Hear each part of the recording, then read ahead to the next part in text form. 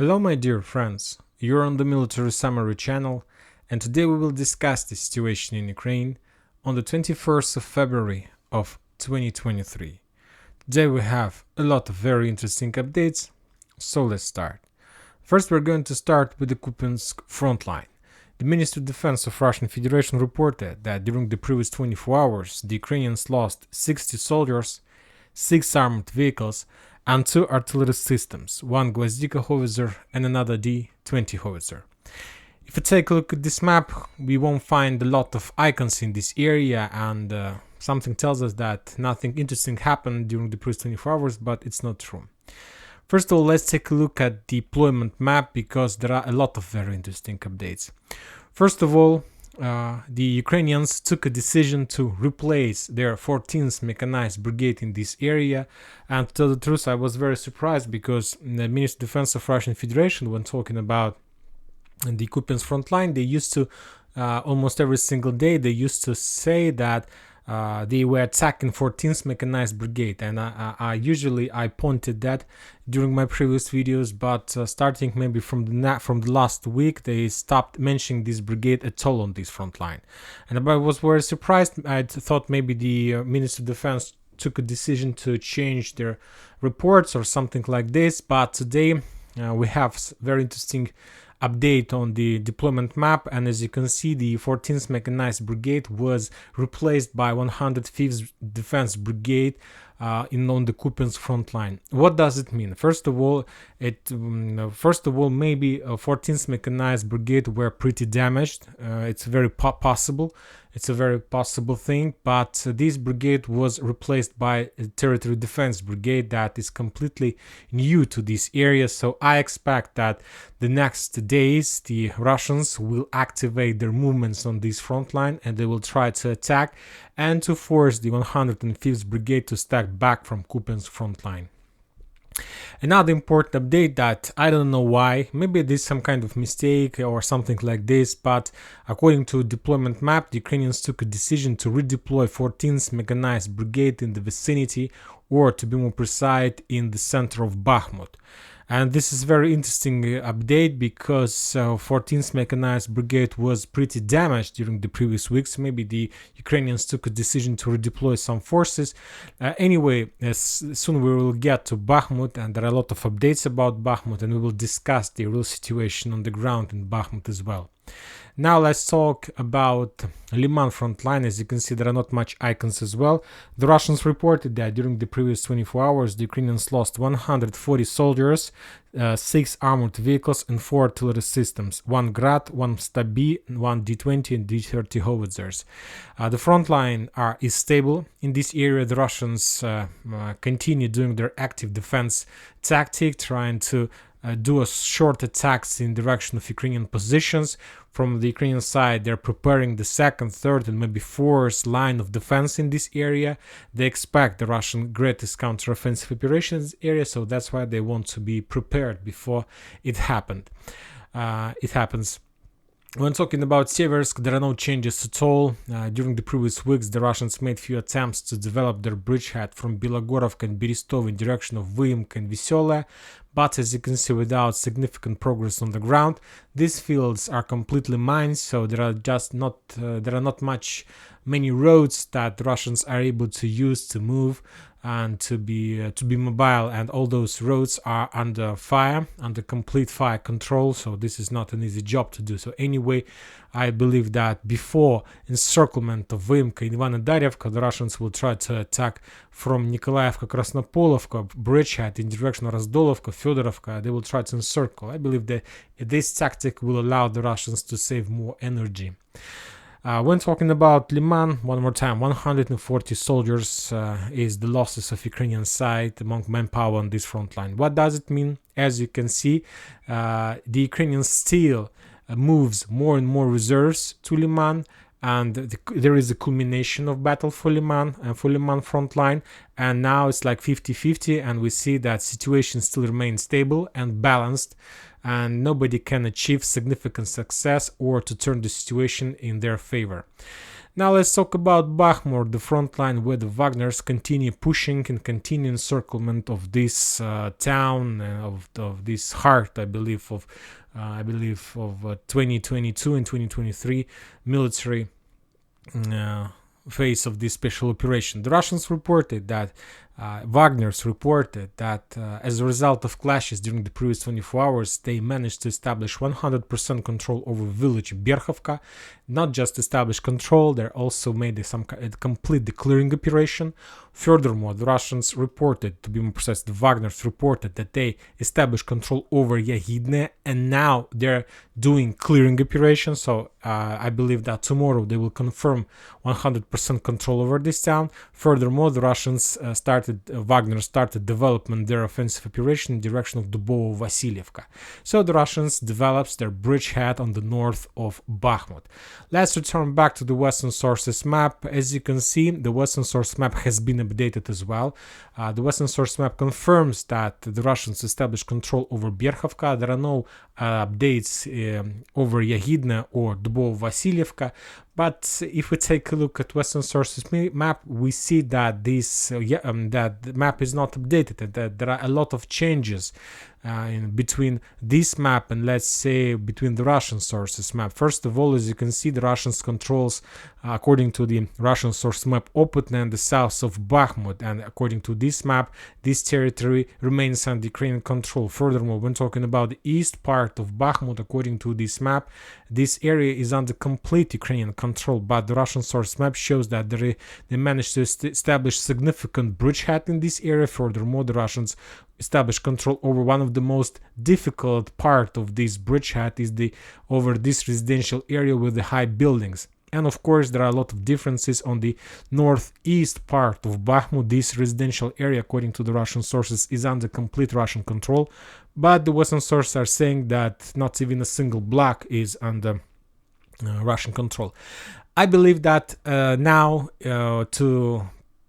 for better performance, for better understanding of the situation, I believe that it's time to update this map and to see the real picture, maybe not the real, at least to see the picture according to the Russian sources, and then try to analyze how much time the Ukrainians still have to defend Bakhmut. So according to the Russian sources map, one more time, they controls Yahidne, this town, and furthermore, the Russians controls the railroad station Stupki on the north. So this area is under Russian control. And they continue doing some clearing operation, but I don't think it will take much time, and tomorrow I believe they will announce about the finishing of the clearing operation. Now let's talk about the south. There are also a lot of differences. First of all, the Russians control this south part, then the Russians goes to the north and a little bit to the east, to the north, then to the west, along these buildings, 2 blocks to the north, 2 blocks to the east, then to the north. So this is the situation in Bakhmut, in the east part of Bakhmut. And as you can see, there is a lot of differences. And as you can see, the territory that under Russian control is much bigger than the Western sources map show us. So one more second to update this area. So this is the real picture of Bakhmut according to the Russian sources. Now let's update the colors just for better understanding. This is the north part, and I'm coloring this area in red, not in black, because according to the Russians, they have established control. So this is the picture of Bakhmut, and as you can see, the Russians control maybe more than 25% of this town. But the Russians controls one of the weakest parts of Bakhmut, and the strongest part of Bakhmut still remains under Ukrainian control. And now let's try to understand the Ukrainian fortifications. One fortification is located on the east, northeast part is the meat plant, this one. Another fortification is located on the east, and I'm talking about this residential area with the high buildings. In this area, from the north, this area is protected by the railroad. From the south, with the high buildings, and when talking about the central part, the Russians still haven't entered there. When talking about, let's say, the central part, the central north part is protected by the some industrial zone, very powerful, and residential area with the high buildings. When talking about the west part, there is another residential area with the high buildings that will be very difficult to take, and the central part as well. So this is the main fortifications that Ukrainians have in Bakhmut.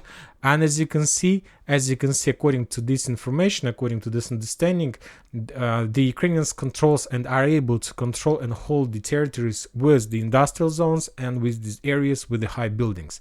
So what does it mean? That means that the Russians still are able, if they continue their offensive operation, to take residential area on the south, because there are not much big buildings, just a small one floor, maybe 2 floors building that is not a big deal to take. And of course, the eastern part will be taken by the Russians, and I believe that the Russians are able to encircle to attack from the, let's say, from the forest, and to split the east-north part in 2 parts, and to encircle the mid power plant, and to force the Ukrainians to step back. What the Russians are planning to do with the central part, I don't know. With the south part, I don't know. This area is strongly fortified, and highly unlikely that the Russians are planning to enter this area, because from many sides this part is protected by the river, by the railroad, by the big roads, and so on. And from the north is industrial zone. So anyway, I believe that, as we discussed, first of all, to develop their positions, the Russians need to do at least a few things. First of all is to take control over this road and to push the Ukrainians back from the town by the name of Ivanovska. So this is the thing that the Russians are doing right now, and we colored this area before in the black, because as I understand, this is the gray zone, and for now this town is still in the gray zone. What the Russians can do for sure is to develop their offensive operation from Yagidne in direction of Khromovo, along the brushes, along the forest lines, along the railroad, and of course to establish control over Dubovo-Vasilievka, just to secure the flanks and to establish stable and secure roads for the Russians to attack from Berkhovka and in direction of Khromovo. First of all, they need to encircle this town. Then, within a few weeks, they will force the Ukrainians to surrender or to step back from Bakhmut. When talking about Bakhmut itself, there are also a lot of changes in this town. But before we start discussing the changes, I'd like to add that the Ministry of Defense of Russian Federation reported that during the previous 24 hours, the Ukrainians lost 240 soldiers, 15 armored vehicles, including 2 tanks, and 4 artillery systems, D-20, D-30, D-44, and M777 artillery system. Furthermore, the Ukraine lost 1 headquarter and 1 AMU depot in the vicinity in Donetsk Frontline. As you can see, since the beginning of this week, the losses of Ukrainian tanks have increased. Because the previous week and the day before that week we haven't mentioned the losses of the tanks on the Ukrainian side. What does it mean? I believe that the Ukrainians they see the real situation on Kupiansk, on Liman, on Donetsk frontline. I believe that they were planning to accumulate as much as possible tanks before the Ukrainian greatest offensive operation, but now I see that they are forced to involve the tanks on the battlefield. Of course, it's not according to their plans, but they don't have any other option, and now we see that the losses of the tanks have increased in comparison with the previous period, and I believe that the losses will be increased. If you know, today the Poland authorities reported that today they supplied, and let's say the first Leopards crossed the Polish-Ukrainian border, and now Leopards are on the territory of Ukraine. So maybe this is also the reason why the Ukrainians took a decision to move tanks on the battlefield, because they start receiving the Western tanks or something like this. Now let's talk about the deployment map, and there are also a lot of interesting updates. And if you ask me, my opinion about the global changings on the ground when talking about the forces and brigades, I believe that Ukrainians have already prepared everything to step back from Bakhmut. Because if we compare the forces that are deployed in Bakhmut today with the forces that were deployed in December and January, I see that less powerful forces are deployed, and the most important parts have been already redeployed from Bakhmut or moved to let's say for some replacements, moved for rotation process, for fulfilling and so on. And now Bakhmut is under protection with less qualified, less powerful forces, damaged forces, and so on. But anyway, the Ukrainians have completed another rotation in Bakhmut. They moved the powerful forces and they moved inside Bakhmut, less powerful, less equipped, but anyway, they moved inside of Bakhmut and in the vicinity of Bakhmut, a lot of fresh forces. So let's start from the beginning. As we discussed, 14th Mechanized Brigade came here from Kievs Frontline, and this brigade were pretty damaged during the previous months, so I don't understand the logic of Ukrainian authorities. Why did they send this brigade here? Very difficult to understand. Maybe they don't have any other forces to do this. Let's move next. Another interesting, the Ukrainians completely changed and rotate the forces in the vicinity of Ivanovska. Now this area is under protection of 127th completely fresh brigade and Chechen battalion Dudaev. It's a part of International Legion. So these brigades are very fresh, and if you remember, during the previous days we had a piece of news that the Ukrainians managed to push the Russians Wagners from the vicinity of Ivanovska, and I believe that was the result of that replacement and that rotation process. Fresh forces arrived, and by a very powerful push with the fresh forces, the Russian, under such a push, the Russians were forced to step back. When talking about the south, the Free Russian Regiment were deployed in the south. If you ask me, I believe that it was just like a just the Ukrainians put another mid brigade in the south, and very difficult to understand why did they took a decision to deploy Free Russian Regiment in this area. I see that Ukrainians are trying to hold the situation as long as possible, but with the forces that are necessary for them. Furthermore, as you can see, the Russians deployed another border detachment in this area, another not important forces. What else? 57th Motorized Brigade. But this brigade is located in the back, in the vicinity of Kanal and Bogdanovka, not inside. Of course, some parts are there. So there are a lot of forces in Bakhmut there, but these forces are the second sort forces, not the first sort forces, if we can split or classify the Ukrainians in this way. So the Ukrainians, I believe that this is not even the forces. I believe that these are rear guard forces, and their main job is to hold as long as possible and to allow the Ukrainians to complete rotation process and, let's say, fulfilling process of Ukrainian army and preparation, maybe to win another 2 or 1 or 3 weeks. I don't know. And this is about Bakhmut. So as you can see, not much interesting situation with this, but anyway, the Russians pushes, and I believe that now we can say that today is the first day of operational tactical encirclement of Bakhmut. This is not yet a tactical encirclement, but to complete tactical encirclement, the Russians need to take control over Ivanovska and to push another, let's say, 2 kilometers in direction of Khromovo, and then it is going to be tactical or even real cauldron. I believe that to take Ivanovska, it will be tactical encirclement, and furthermore, if the Russians are able at the same time to develop their offensive operation from Yagidne to Khromovo for another 2.5 kilometers, this is going to be a 100% cauldron. And by that moment, the Ukrainians should have leave Bakhmut and not to keep any forces inside the town, because it will going to be very risky to do this. Now let's move further, and now we are going to Bakhmut, to Avdiivka. The Russians As you can see, there is some activation in the vicinity of Novoselovka Drugaya. When talking about this area, there are 3 fortifications around Novoselovka Drugaya and Novobakhmutovka. The first one is Krasnogorovka. The Russians made a lot of attempts to penetrate, to break through this area and take control over this town, but all their attempts were repulsed by the Ukrainians, and usually the Russians were defeated in this area. Another one in direction of Kamyanka. This is another fortification.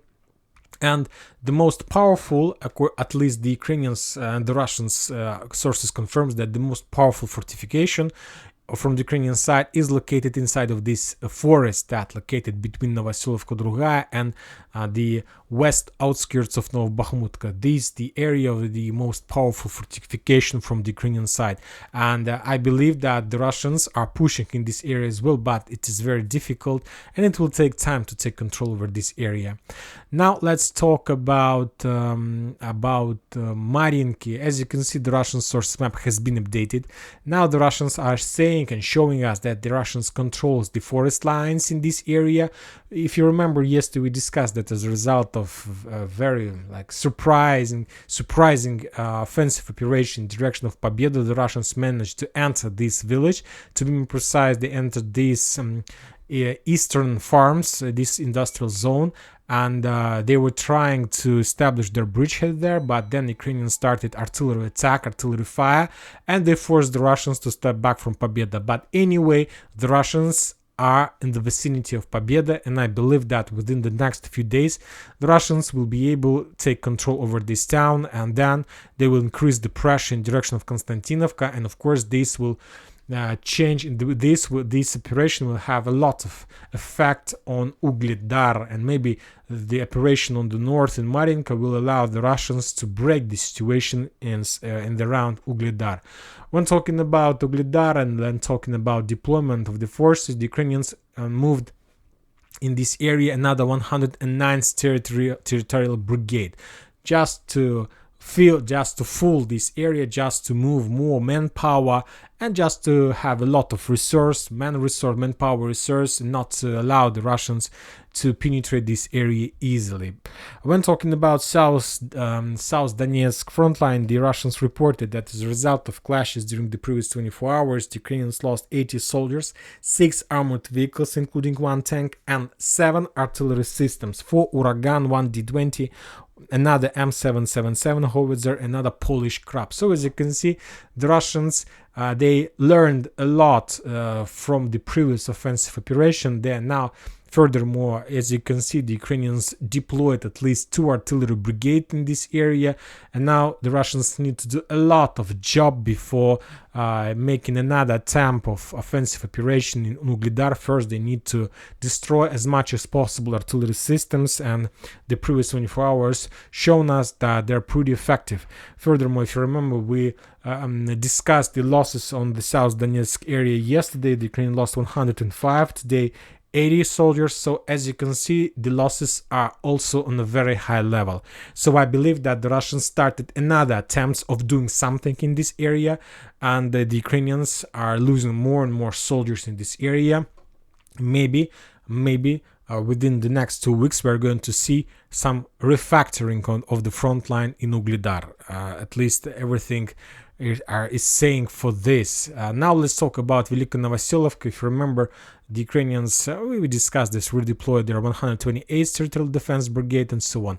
When talking about Zaporozhye, there are also a lot of updates, and the most important is that Ukrainians deployed there. Let me find this artillery brigade, 44th Artillery Brigade in Zaporozhye front line, just to be on the safe side, just to secure and not to allow the Russians to penetrate this area. And when talking about, let's talk about Kherson.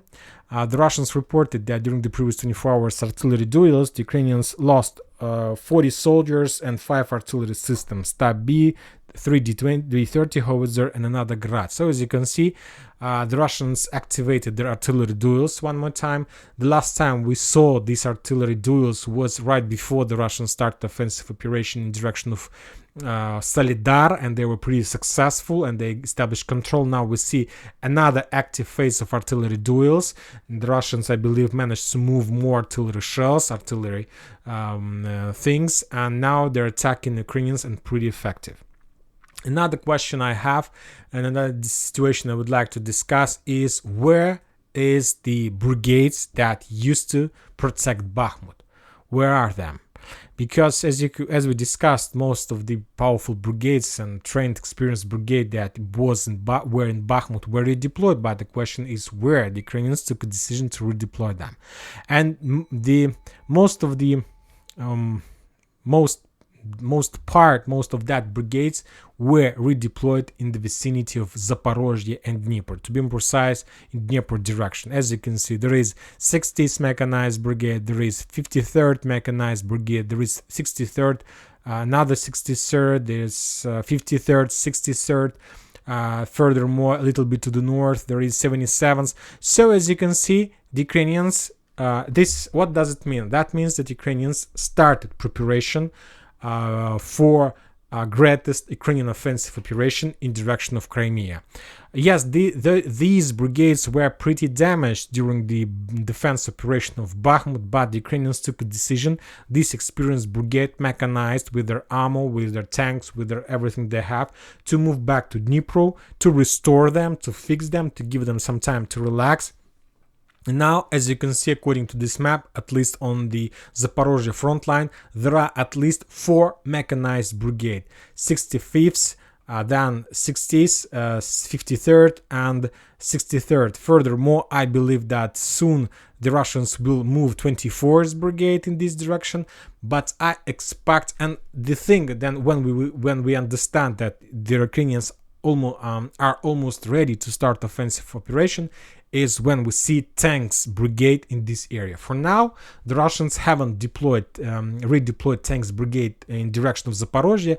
I believe that there are some parts, some groups of tanks I believe that every single mechanized brigade has its own tank battalion. But I believe that as soon as Ukrainians redeploy real tank brigade in this area, then we can say that the Ukrainians are ready.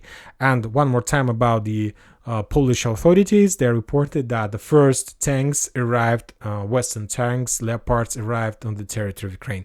I believe that these tanks will be, first they will be moved somewhere in the western part of Ukraine to train, to give opportunity to Ukrainian army to understand these tanks, and then they will be redeployed in direction of Zaporozhye, and somewhere in the end of April the Ukrainians will start their offensive operation in this area.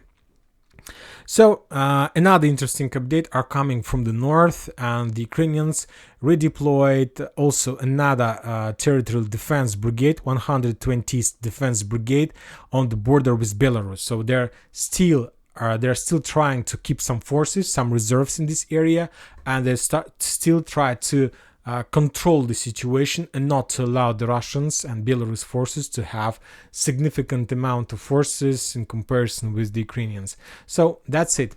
And that's it for today. Military Summary channel reminds you to condemn any violence in Ukraine. Thank you for your watching. Subscribe to my channel, put your likes, join my Patreon, and have a good day. Bye bye.